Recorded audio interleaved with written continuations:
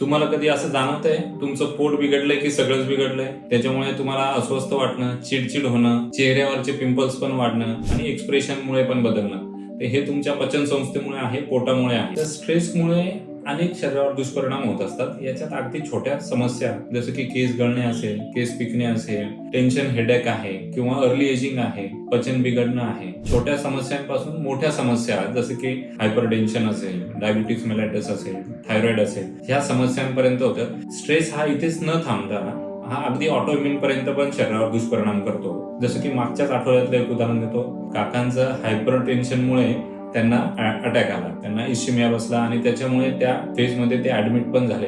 No doubt काका त्याच्यातून बाहेर स्वस्थपणे आले पण त्या स्ट्रेसमुळे काकूंवर त्याचा दुष्परिणाम होऊन त्यांना ऑटोइम्युन अर्थरायटिसचा पर्यायाने मला सांगायचा उद्देश असा की स्ट्रेस हा कोणत्या लेवलपर्यंत जाऊ शकतो तर त्याची समस्या तीव्रता होऊ शकते. तर ह्या स्ट्रेसला मॅनेज करत असताना, डील करत असताना आयुर्वेद काय करू शकतो?